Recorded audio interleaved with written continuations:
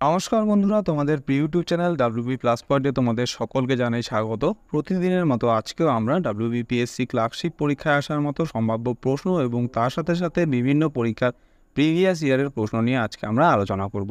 তো আশা করছি এখান থেকে তোমরা বেশ কয়েকটি প্রশ্ন কমন পেয়ে যাবে। তো ক্লাসটা প্রথম থেকে শেষ পর্যন্ত মনোযোগ সহকারে দেখো।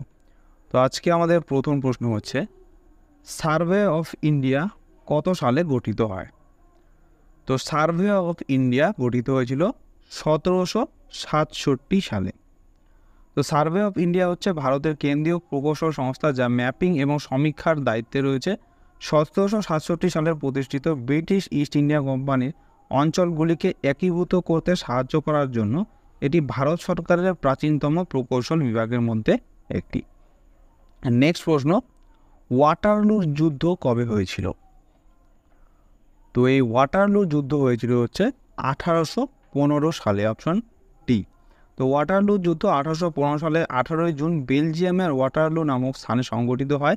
ফরাসিদের সম্রাট নেপোলিয়ান বোনাপার্ট এই যুদ্ধের দুটি সম্মিলিত শক্তি যথা ডিউক অব ওয়েলিংটনের অধীন ব্রিটিশ সেনাবাহিনী এবং গাবার্ড ভন ব্লুচারের অধীন প্রুশিয়ান সেনাবাহিনীর নিকট পরাজিত হয়েছিলেন। নেক্সট প্রশ্ন, প্রথম সার্কের সম্মেলন কোথায় অনুষ্ঠিত হয়েছিল? এটা ভেরি ইম্পর্টেন্ট প্রশ্ন। তো সার্কের সদর দপ্তর আমরা তো জানি কোথায় রয়েছে, কাঠমান্ডুতে।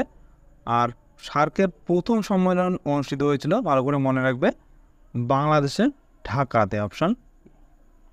তো 8ই ডিসেম্বর 1985-তে গঠিত হওয়া আঞ্চলিক অর্থনৈতিক সংস্থা সার্কের প্রথম সম্মেলন অনুষ্ঠিত হয় ঢাকায়।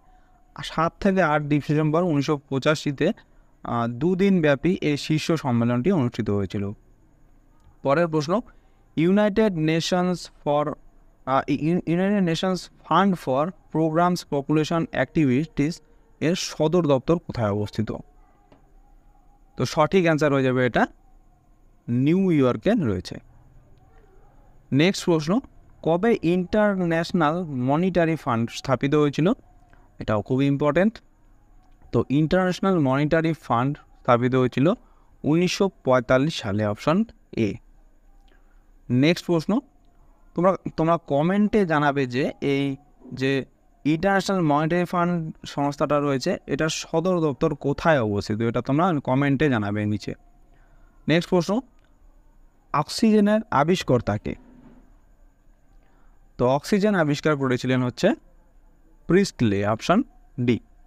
তো অক্সিজেন গ্যাস স্বাধীনভাবে দুটি বিজ্ঞানী কার্ল উইলহেম শেলি এবং জোসেফ প্রিস্টলে আবিষ্কার করেছিলেন। শেলি 1772 সালে এবং প্রিস্টলি 1774 সালে অক্সিজেন আবিষ্কার করেন। পরের প্রশ্ন, কে ফুহেরার নামেও বিখ্যাত ছিলেন?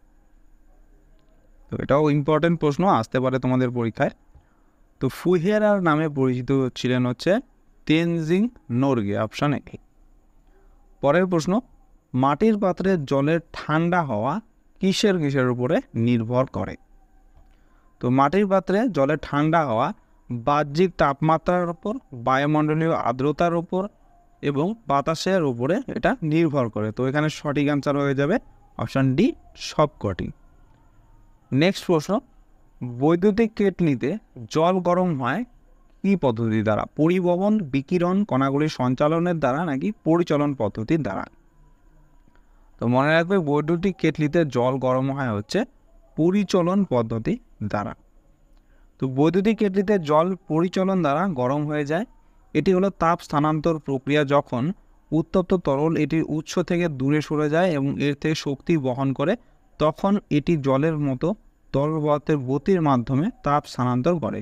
সঞ্চালন হলো কোনো পদার্থের উপাদানের মাধ্যমে তাপের সংক্রমণ প্রক্রিয়া।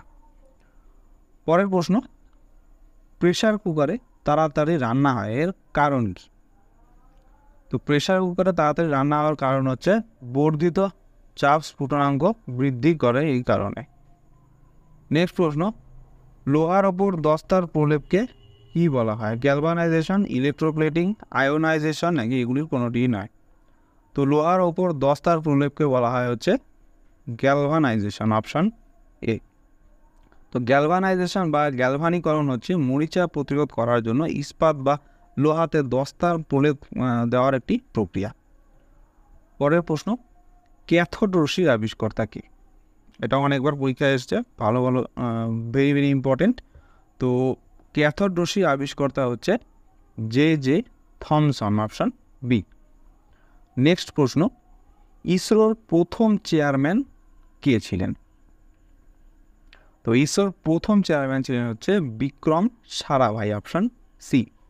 তো Indian national committee for space research 1962 সালে পরমাণু শক্তি বিভাগের অধীনে বিক্রম সারাভাইয়ের চেয়ারপারসন হিসাবে প্রতিষ্ঠিত হয়েছিল, যা 1969 সালে ইসরো নামকরণ করা হয়। নেক্সট প্রশ্ন, কে পোলিও ভ্যাকসিন আবিষ্কার করেছিলেন? এটা অনেকবার পরীক্ষায় আসে, ভেরি ভেরি ইম্পর্টেন্ট। তো পোলিও ভ্যাকসিন আবিষ্কার করেছিলেন জোনাস সক, অপশান বি। তো জোনাস এডওয়ার্ড সক প্রথম পোলিও টিকা উদ্ভাবন করেন। এই টিকাতে তিনি অক্রিয় পোলিও ভাইরাস ব্যবহার করেন। তিনি এই টিকার বৈজ্ঞানিক কাজ ব্যবহৃত এক ধরনের বিশেষ কোষ, যাকে হেলা কোষ বলা হয়, এটা ব্যবহার করেন এবং 1952 সালে সর্বপ্রথম পরীক্ষা চালিয়েছিলেন। নেক্সট প্রশ্ন, ভারতের প্রথম রিমোট সেন্সিং স্যাটেলাইটের নাম কি? এটা ভেরি ভেরি ইম্পর্টেন্ট, ভালো করে মনে রাখবে, এটা কিন্তু পরীক্ষায় আসতে পারে। তো ভারতের প্রথম রিমোট সেন্সিং স্যাটেলাইটটির নাম হচ্ছে IRS-1A। তো IRS-1A হচ্ছে ভারতের প্রথম রিমোট সেন্সিং স্যাটেলাইট। তো IRS-1A হচ্ছে Indian remote sensing satellite 1A নামেও পরিচিত। এটি 17 মার্চ 1988 সালে চালু হয়েছিল। এটি বাইকোনুর কসমোড্রোম থেকে চালু করা হয়েছিল, যা এখন কাজাখস্তানে অবস্থিত। এটি একটি সাবেক Soviet cosmodrome. Indian Space Research Organisation স্যাটেলাইটটি তৈরি করেছিল, যা ছিল দেশের প্রথম রিমোট সেন্সিং স্যাটেলাইট। IRS-1A, ভালো করে মনে রাখবে এটা। পরের প্রশ্ন, নিচের কোন যৌগটি হাইড্রোজেন বন্ধন তৈরি করতে পারে?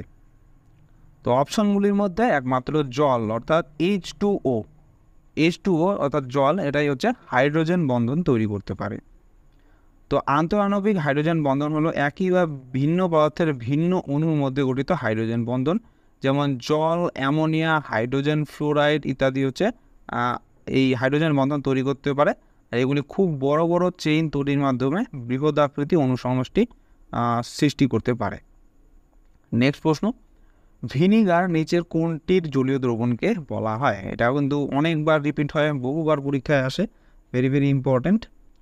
তো সঠিক অ্যান্সার হয়ে যাবে এখানে অপশান সি, অ্যাসিটিক অ্যাসিডের জলীয় দ্রবণকে বলা হয় ভিনিগার। তো ভিনিগার হচ্ছে অ্যাসিটিক অ্যাসিডের জলীয় দ্রবণ। ভিনিগারে সাধারণত আয়তন অনুসারে 5 থেকে 20% অ্যাসিটিক অ্যাসিড থাকে। ভিনেগার প্রধানত স্বাদ যোগ করতে ব্যবহার হয় অ্যাসিডিক রান্নার উৎপাদন হিসাবে বা আচারে। এটি একটি পরিবারের ক্লিনার হিসাবেও ব্যবহার করা হয়। পরের প্রশ্ন, দার্শনিকের উল কাকে বলা হয়? এটাও অনেকবার পরীক্ষায় আসে, মোস্ট রিপিটেড প্রশ্ন। তো দার্শনিকের উল বলা হয় হচ্ছে জিঙ্ক অক্সাইডকে, অপশন এ হয়ে যাবে সঠিক অ্যান্সার, ZNO, এটাকে বলা হয় জিঙ্ক অক্সাইড। তো জিঙ্ক অক্সাইডকে বলা হয় দার্শনিকের উল। নেক্সট প্রশ্ন, কার্নালাইট কি? পটাশিয়ামের উৎস, ম্যাগনেসিয়ামের উৎস, ক্যালসিয়ামের উৎস নাকি পটাশিয়াম ও ক্যালসিয়ামের উৎস? তো মনে রাখবে কার্নালাইট হচ্ছে পটাশিয়ামের উৎস, অপশন এ। তো কার্নালাইট হলো একটি বাষ্পীভূত খনিজ। এটি হাইড্রেটেড পটাশিয়াম ম্যাগনেসিয়াম ক্লোরাইড নামে পরিচিত। এটি পরিবর্তনশীলভাবে হলুদ থেকে সাদা, লালচে এবং কখনো কখনো বর্ণহীন বা নীলও হয়ে থাকে।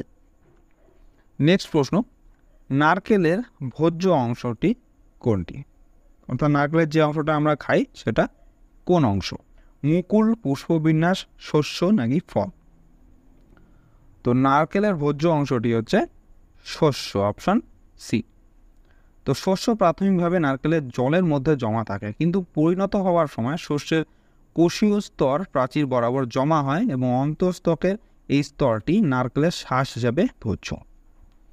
নেক্সট প্রশ্ন, মানবদেহের কোন গ্রন্থিকে প্রভু গ্রন্থি বলা হয়? এটা তো অনেকবার পরীক্ষায় আসে, তোমরাও জানবে, এটা অ্যান্সার সোজা প্রশ্ন। অ্যান্সার হয়ে যাবে এখানে অপশান সি, পিটুইটারি গ্রন্থি। তো পিটুইটারি গ্রন্থিকে প্রভু গ্রন্থি বলা হয়। তো পিটুইটারি মানবদেহের সব থেকে ছোট কিন্তু সব থেকে শক্তিশালী অনাল গ্রন্থি। ওজন মাত্র হয়েছে এটার 500 মিলিগ্রাম। এই গ্রন্থির নিশ্চিত হরমোনগুলি প্রধানত অন্তঃক্ষরা গ্রন্থির নিঃসরণকে নিয়ন্ত্রণ করে বলে একে মুখ্য গ্রন্থি বা প্রভু গ্রন্থি বা মাস্টার গ্ল্যান্ডও বলা হয়। পরের প্রশ্ন, নিষেক ছাড়া ফল উৎপাদনের পদ্ধতিকে কি বলা হয়? এটাও অনেকবার পরীক্ষায় আসে, মোস্ট রিপিটেড প্রশ্ন। তো নিষেক ছাড়া ফল উৎপাদনের প্রক্রিয়াকে বলা হয় পার্থেনোকার্পি। অপশন বি হয়ে যাবে সঠিক অ্যান্সার। তো ডিম্বাশয়ে নিষেক ছাড়াই ফল গঠিত হয়, এটিকে পার্থেনোকার্পি বলা হয়। পার্থেনোকার্পিক ফল বীজবিহীন ফল। পার্থেনোকার্পিক ফলের উদাহরণ হচ্ছে যেমন কলা, আঙ্গুর ইত্যাদি। পরের প্রশ্ন, কোষের শক্তি ঘর কাকে বলা হয়? এটাও কিন্তু অনেকবার পরীক্ষায় আসে, অ্যান্সার হয়ে যাবে মাইটোকন্ড্রিয়াকে। তো সবাত শ্বসনের তৃতীয় পর্যায়ে ক্রেবস চক্র ও চতুর্থ পর্যায়ে ইলেকট্রন ট্রান্সপোর্ট চেইনের বিক্রিয়া সমূহ মাইটোকন্ড্রিয়াতেই সংঘটিত হয়। এর মাধ্যমে এটিপি, যার অর্থ হচ্ছে অ্যাডিনোসিন ট্রাইফসফেট অণু সংশ্লেষ করে, যা সকল শক্তির উৎস বলে মাইটোকন্ড্রিয়াকে পাওয়ার হাউস অফ সেল বা কোষের শক্তিঘরক বলা হয়। পরের প্রশ্ন, মানবদেহের সর্ববৃহৎ অঙ্গটির নাম কি? মস্তিষ্ক, হৃৎপিণ্ড, ত্বক নাকি যকৃৎ? তো মানবদেহের সর্ববৃহৎ অঙ্গটি হচ্ছে ত্বক, অপশন সি। তো ত্বকের পরে মানবদেহের বৃহৎ অঙ্গ হচ্ছে লিভার বা যকৃৎ। নেক্সট প্রশ্ন, হিমোগ্লোবিনের মুখ্য উপাদান কি? তো হিমোগ্লোবিনের মুখ্য উপাদান হচ্ছে লোহা, অপশন বি। নেক্সট প্রশ্ন, স্কারভি রোগের লক্ষণ কি? স্কারভি রোগ তো আমরা সবাই জানি কোন ভিটামিনের অভাবে হয়? Vitamin C. তো ভিটামিন সি এর অভাবে স্কারভি রোগ হয়। আর এখানে প্রশ্ন করছে হচ্ছে স্কারভি রোগের লক্ষণ কি?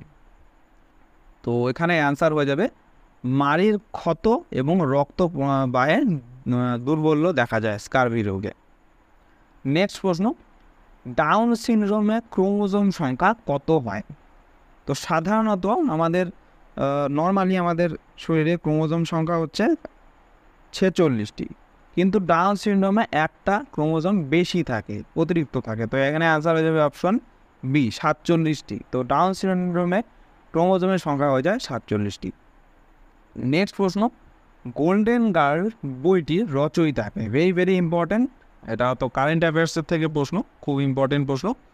তো গোল্ডেন গার্লস বইটির রচয়িতা হচ্ছে PT Usha, option B.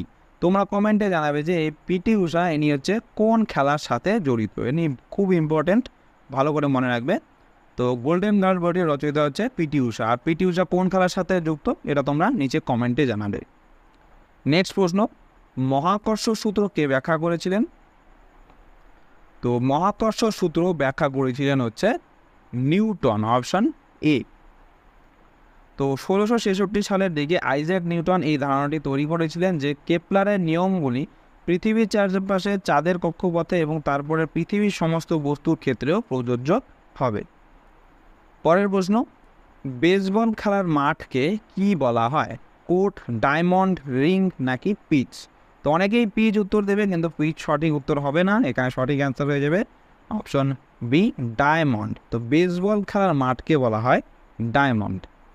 Next প্রশ্ন, ইন্টারন্যাশনাল কোর্ট অফ জাস্টিসের সদর দপ্তর এটা কোথায় অবস্থিত? অপশন হচ্ছে জেনিভা, দ্য হেগ, রোম নাকি ভিয়েনাতে? তো ইন্টারন্যাশনাল কোর্ট অফ জাস্টিসের সদর দপ্তর হচ্ছে নেদারল্যান্ডসের হেগ শহরে রয়েছে। তো আন্তর্জাতিক ন্যায় বিচার আদালত মূলত আন্তর্জাতিক আদালত নামে পরিচিত, এটির সদর দপ্তর নেদারল্যান্ডসের হেগে অবস্থিত।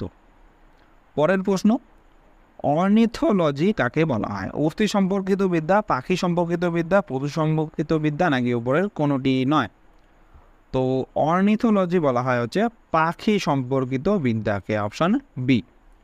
পরের প্রশ্ন, নিম্নলিখিতদের মধ্যে কে বিচিত্র চিত্ত নামে পরিচিত ছিলেন? এটা ভেরি ভেরি ইম্পর্টেন্ট প্রশ্ন, তো ভালো করে মনে রাখবে। তো বিচিত্র চিত্ত নামে পরিচিত ছিলেন হচ্ছে প্রথম মহেন্দ্র বর্মন, অপশন এ হয়ে যাবে সঠিক অ্যান্সার। তো প্রথম মহেন্দ্র বর্মন বিচিত্র চিত্ত নামে পরিচিত ছিলেন।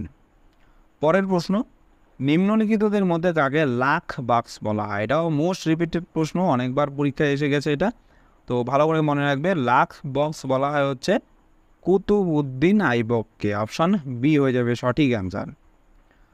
তোমরা কমেন্টে জানাবে যে এই কুতুবউদ্দিন আইবক দাস বংশ কত সালে প্রতিষ্ঠা করেছিলেন, এটা তোমরা কমেন্টে জানাবে। পরের প্রশ্ন, কে বিলোপ নীতি প্রচলন করেছিলেন? তো বিলোপ নীতি প্রচলন করেছিলেন হচ্ছে লর্ড ডালহৌসি, অপশান বি। তো 1848 থেকে 1865 খ্রিস্টাব্দ অবধি ভারতে নিযুক্ত ব্রিটিশ ইস্ট ইন্ডিয়া কোম্পানির গভর্নর জেনারেল লর্ড ডালহৌসিকে এই অবৈধ নীতি প্রণয়নের জন্য দায়ী করা হয়। পরের প্রশ্ন, নিম্নলিখিতদের মধ্যে কে খুদাই খিদমতগার সংগঠনের প্রতিষ্ঠাতা ছিলেন? এটা খুব ইম্পর্টেন্ট প্রশ্ন, ভেরি ভেরি ইম্পর্টেন্ট। তো খুদাই খিদমতগার সংগঠনের প্রতিষ্ঠাতা ছিলেন হচ্ছে খান আব্দুল গফফর খান, অপশান এ। তো 1929 সালে খান আব্দুল গফফর খানের নেতৃত্বে খুদাই খিদমতগার আন্দোলন ভারতের উত্তর পশ্চিম সীমান্ত প্রদেশে ব্রিটিশদের বিরোধিতা করার জন্য অহিংসভাবে সংঘবদ্ধ হয়েছিল। পরের প্রশ্ন, বাবর কোথায় মারা গিয়েছিল? আগ্রা, কাবুল, দিল্লি নাকি লাহোরে? তো বাবর মারা গিয়েছিলেন হচ্ছে আগ্রাতে, অপশন এ।